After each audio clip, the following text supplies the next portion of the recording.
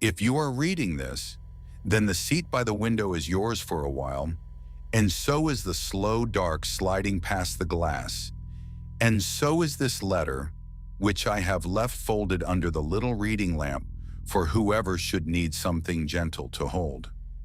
I wrote it on the night train, the way I write most things now, with the carriage rocking like a cradle and the sea somewhere off to the left, patient and unhurried, breathing the way it has always breathed. I am writing to the sea mostly, though I think the sea will not mind if you listen in. We have an old arrangement, the sea and I. When I was small, I used to tell it my worries from the end of a wooden pier, and it would take them out past the breakwater and fold them into something smoother, something that no longer had sharp edges, and bring back only the smell of salt and the sound of bells. I never asked it to fix anything. I only asked it to listen, and it always did, the way the truest friends do, without hurrying you toward an answer.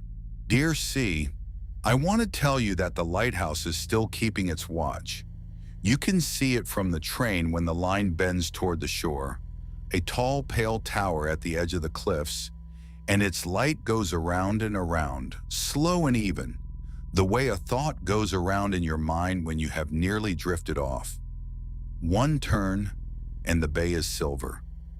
Another turn, and the bay is dark again, and the dark is not frightening, only soft, like a hand smoothing a blanket flat. I have come to love that rhythm. It asks nothing of me. It simply turns and turns and reminds me that the night will keep itself without my help, that I am allowed at last to set things down. I have been thinking, dear Sea, about all the small things I never got around to saying to the people I loved, and I have decided not to be sad about them. Some words are like shells. You carry them in your pocket for years, meaning to give them away, and then one quiet evening you open your hand and find they have already become part of you, smoothed by the carrying, warm from being held. So if I never told my grandmother that her kitchen, with its low yellow lamp and its kettle always near the boil, was the safest room in the whole turning world, perhaps she knew it anyway, the way you know the tide will return. Perhaps the knowing was enough.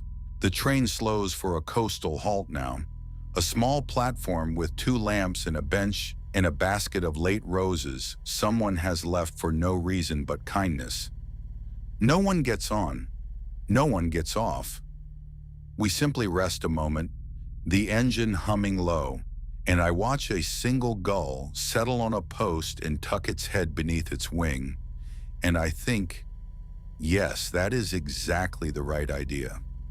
Then we move again, gentle as a boat leaving a mooring, and the lighthouse swings its slow gold across the water once more.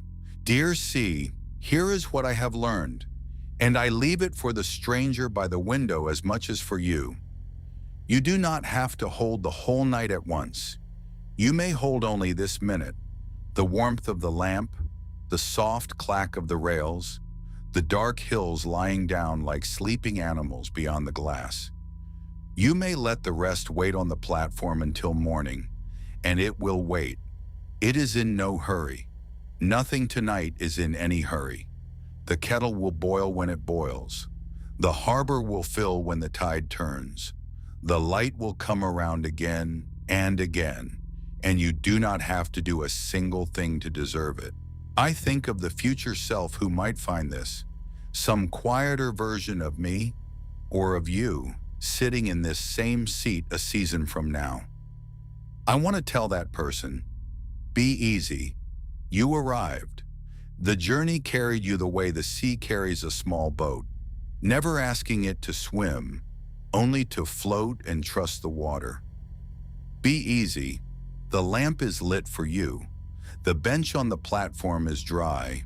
There is tea if you want it, in the carriage 2 doors down, and a blanket folded on the rack, and the whole soft length of the night ahead with no station you must reach before you are ready.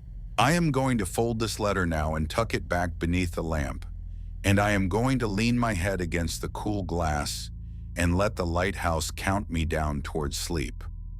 One turn, the bay is silver.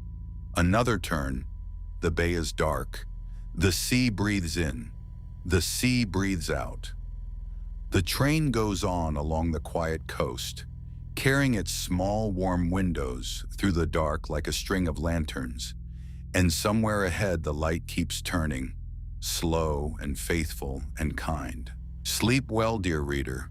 Sleep well, dear sea. I will write again from the next stop along the shore, and there is no need to wait up. Rest now. The night will keep. With all my quiet affection and nothing left unsaid that matters, I sign off gently and let it rest.